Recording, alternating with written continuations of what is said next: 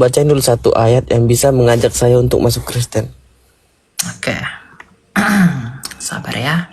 Yohanes 14 ayat 6. Ya. Kata Yesus kepadanya, Akulah jalan dan kebenaran dan hidup. Tidak seorang pun yang dapat datang kepada Bapa kalau tidak melalui aku. Sekarang saya tanya, kalau kamu mati rohmu kemana? Ya, ke yang maha kuasa. Ke yang maha kuasa. Langsung ke surga begitu. Apa jaminan kamu langsung ke yang maha kuasa? Ya, tergantung kalau kan kami sebagai Muslim, kalau amalnya baik ya langsung. Oke, sekarang Tapi saya kalau tanya, amalnya ada yang amalnya kurang, baik. tinggal dihisap. Oke, Kalau kalau amalnya amalnya nggak baik, dihisap dulu. dihisap itu artinya apa? Dicuci di neraka. Iya, dicuci dulu. Oke, sekarang saya tanya, kalau kamu dicuci di neraka untuk menghabiskan dosamu untuk sementara waktu, tapi kamu diupahi sorga untuk perbuatan baikmu yang sementara waktu, di manakah letak keadilannya? Silakan Will. Halo, selamat sore. Ya, sore, silakan. Sedikit mau tanya Kak, boleh? Boleh, silakan.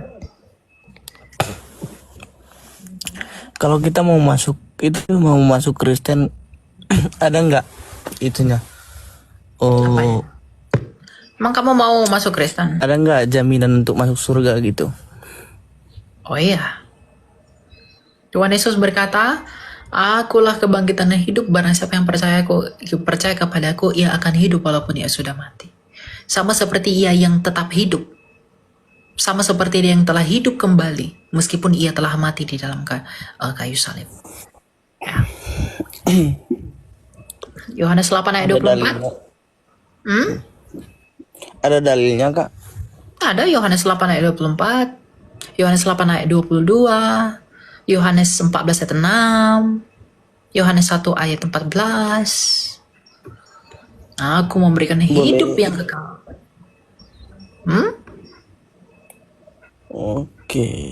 Oke, terima kasih. Jadi kalau kamu mau memperoleh hidup, kamu harus percaya kepada Kristus yang telah hidup kembali. Sekarang saya tanya, ada nggak yang telah hidup kembali selain Yesus di dalam sejarah dunia dan tidak mati lagi? Kristus telah bangkit, disaksikan oleh banyak orang. Orang-orang begitu terkejut, orang-orang begitu terheran-heran melihat bahwa dia yang sudah mati terhidup. Itu artinya apa? Dia berkuasa atas kematian itu. Maka kita yang mati oleh karena dosa, kita harus percaya kepada dia agar kita dihidupkan kembali sama seperti dia telah hidup kembali. Kalau saya percaya kepada nabi yang mati tidak bangkit, kepada dewa-dewa yang dari batu, dari pohon, dari patung-patung, dari kertas dan segala macam, apa yang mereka bisa berikan buat kita? Apa yang bisa diberikan batu kepada kita? Apa yang bisa dilakukan oleh dewa-dewa kepada kita? Gak ada yang bisa mereka lakukan. Tapi Kristus sendiri telah melakukan perkara yang besar. Dia sendiri telah melakukan perkara yang ajaib. Bahwa dia telah mati dan di dalam kematiannya, di dalam maksudnya, ia telah menang atas kematian itu. Makanya akan tergenapi firman Tuhan yang berkata, maut telah dikalahkan, maut telah ditelan. Gitu. Jadi kalau kamu mau memperoleh hidup, kalau kamu mau menyerahkan rohmu kepada dia yang hidup, ya kamu harus datang kepada Tuhan Yesus. Karena hanya Yesus satu-satunya jawaban. Tapi kalau kamu mau cari bidadari, ya, kamu mau cari apa yang enak-enak gitu ya, aktivitas-aktivitas mantap-mantap begitu, jangan ikut Yesus, ikutlah yang lain gitu. Tapi kalau mau rohmu itu dibangkitkan, rohmu itu diberikan kehidupan, kamu harus percaya kepada Kristus. Karena tidak ada yang seperti Kristus di dunia ini. Begitu. Ya. Oh, jadi sampai sekarang itu Yesus Kristus masih hidup? Oh iya, dia telah naik ke sorga, disaksikan oleh para rasul. Rasul-rasulnya Kristus itu bukan 1, 12. Maka kita percaya kepada dia menurut hukum Dwiganda Saksi.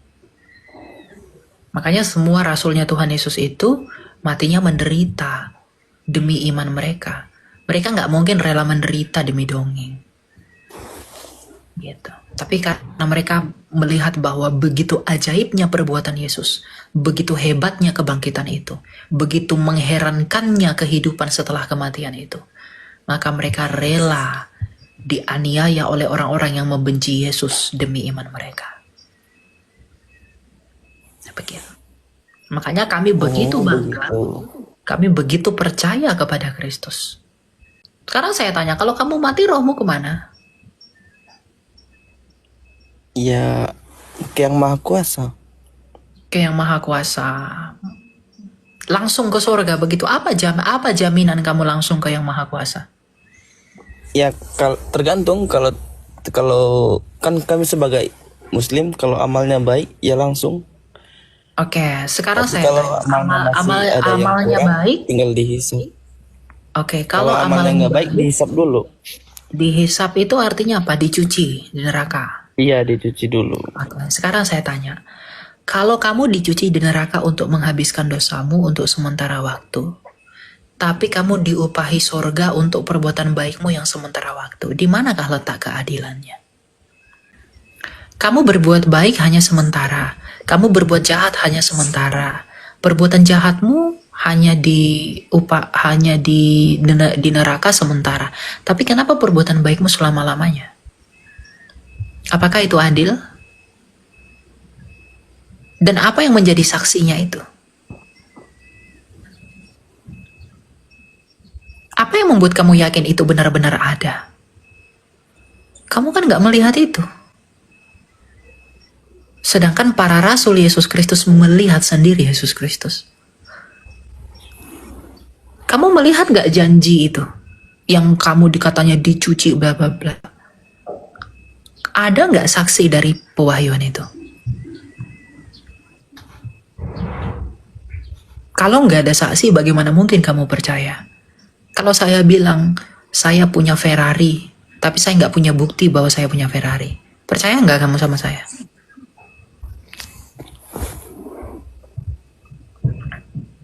Jadi kalau kamu mau memperoleh hidup, kalau kamu mau sungguh-sungguh memperoleh hidup, rohmu itu tidak membutuhkan pasir. Rohmu itu membutuhkan batu karang. Kalau kamu harus dicuci, lalu dibuat ke surga, tidak ada kepastian di dalam rohmu. Kalau tidak ada kepastian, ngapain kamu percaya?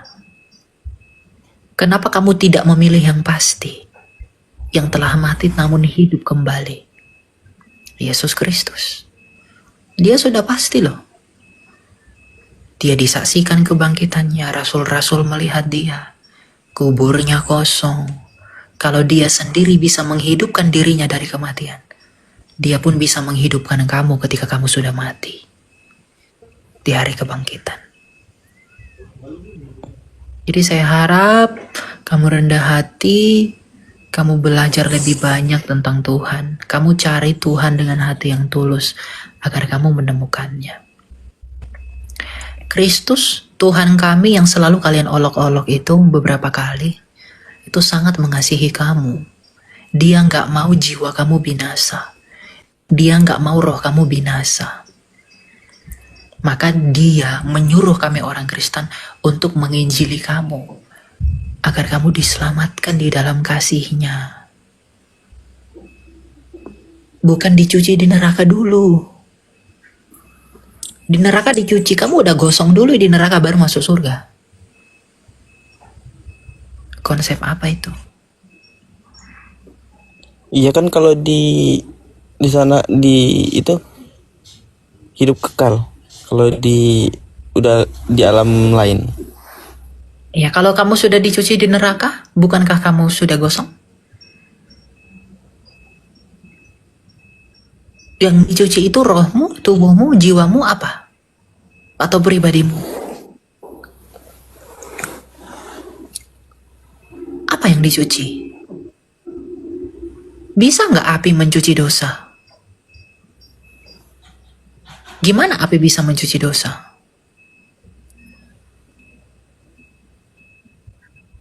Upah dosa adalah maut.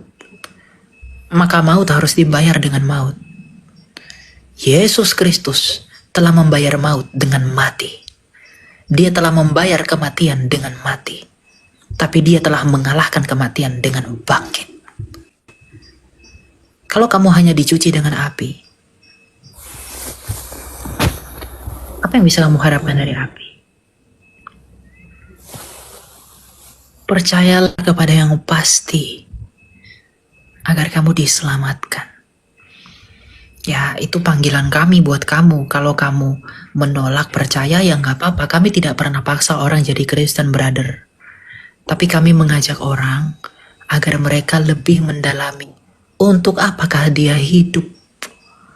Tanyakan pada hatimu, kemana si rohku akan pergi? Tanyakan kepada nurani. Apakah saya pasti selamat? Kalau saya pasti selamat, apa sih jaminannya? Kami jaminannya sudah jelas. Karena dia telah hidup kembali. Kalau dia sendiri telah hidup kembali, disaksikan oleh banyak orang. Apa alasannya kami tidak mempercayai dia? Kamu percaya bahwa kamu akan hidup kekal. Kamu percaya kamu akan selamat. Apa bukti keselamatanmu itu? Gak ada kan? Apakah kamu percaya kepada sesuatu yang tidak punya bukti? Ya, jadi saya harap kamu berdoa, kamu tekun mencari Tuhan. Agar gini, karena kalau kamu tulus mencari Tuhan, Tuhan itu Tuhan yang benar itu sendiri yang akan menyatakan dirinya sama kamu. Kamu akan dipanggil. Begitu. Ini terakhir Kak, terakhir. Boleh Ya, Kak terakhir? silakan. Apa itu? Coba baca satu ayat yang bisa mengajak saya untuk masuk Kristen. Oke. Sabar ya. Apa yang membuat kamu harus percaya kepada Yesus begitu kira-kira? Yes. Oke, ntar saya buka ayatnya ya. Masalah kamu menerima atau enggak kan itu hak kamu, brother. Saya hanya mewartakan saja. Tuhan kami tidak pernah membuat kami nih. Yohanes 14 ayat 6. Ya. Kata Yesus kepadanya, "Akulah jalan dan kebenaran dan hidup.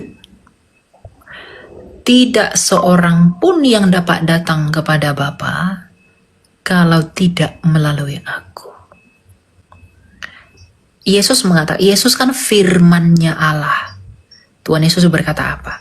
Tak seorang pun yang dapat datang kepada Allah Sang Bapa kalau tidak melalui aku. Karena akulah yang menyatakan siapa Allah yang tidak kelihatan itu. Akulah yang menyatakan siapa dia. Aku datang dan keluar dari dia. Makanya dalam Yohanes 8 ayat 22 Tuhan Yesus berkata, "Aku dari atas, kamu dari bawah. Aku bukan dari dunia ini. Kamu dari dunia ini," kata Yesus. Artinya, dia sendiri bukan dari dunia ini. Dia sendiri bukan dari bawah. Mengapa kamu tidak percaya kepada dia yang telah datang dari atas? Dan dia sendiri berkata, "Akulah jalan." Dia bukan hanya jalan dan kebenaran.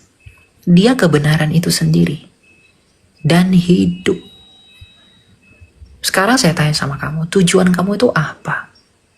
Memperoleh hidup?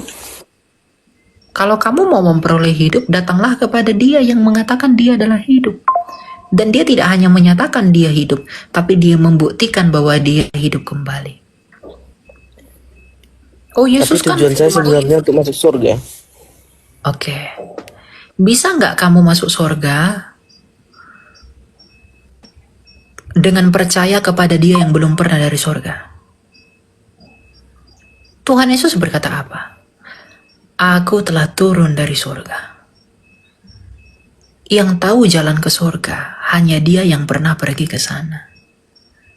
Kamu percaya kepada siapa?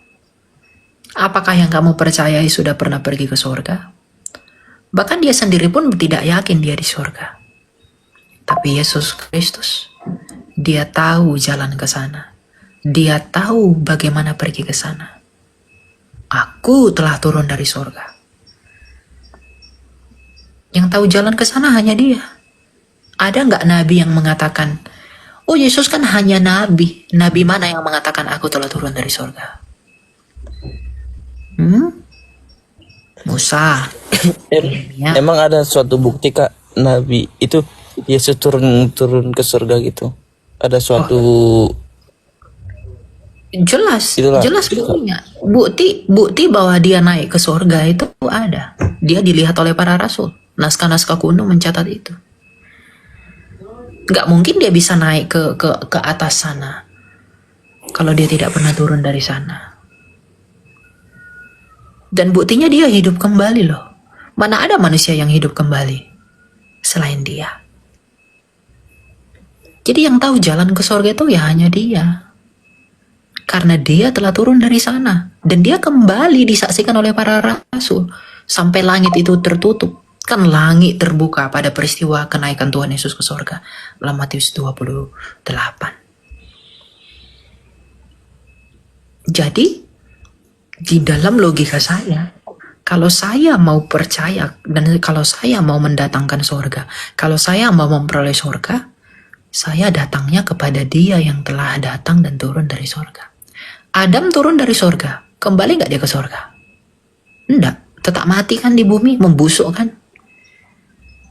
Yesus telah turun dari surga, hidup dan tidak membusuk, lalu kembali ke tempat asalnya. Karena Dialah hidup itu, Dialah yang memiliki hidup, sang hidup. Masalah gimana memahami Tritunggal apa segala macam dan lain itu urusan lain. Karena apa? Itu bisa dijelaskan. Saya udah jelaskan banyak di video saya. Kalau kamu mau, kamu bisa tonton itu semua. Pelan-pelan belajar. Atau kamu boleh tanya-tanya kepada saya. Karena iman itu proses. Gak bisa dipaksa. Gak ada keuntungan bagi kamu jadi Kristen.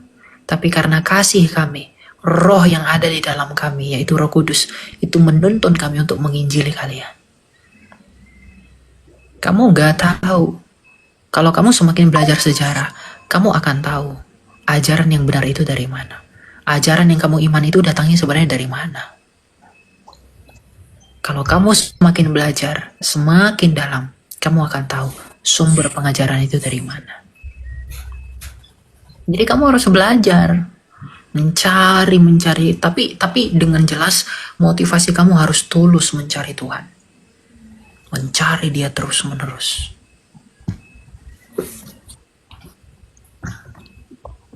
Gitu.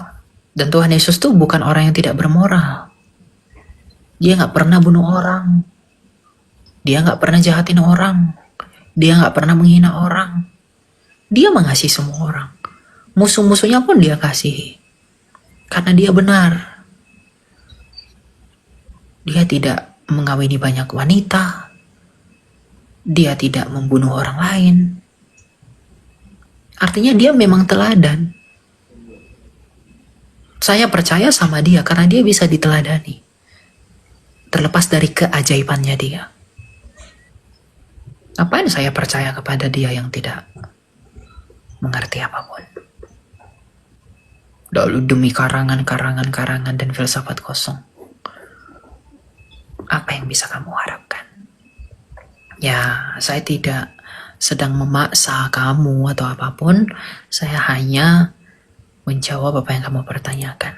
Tapi harapan saya, semoga kamu rendah hati senantiasa, kamu mencari Tuhan terus, kamu mencari Dia dengan hati yang tulus, kamu dalam doamu coba kamu tanya, oh Tuhan yang benar, cobalah nyatakan dirimu samaku. Kamu coba doa gitu.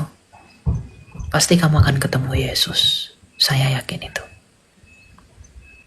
Tapi dengan hati yang tulus ya, bukan dengan hati yang congkak, bukan dengan kesombongan, bukan dengan hal-hal yang lain.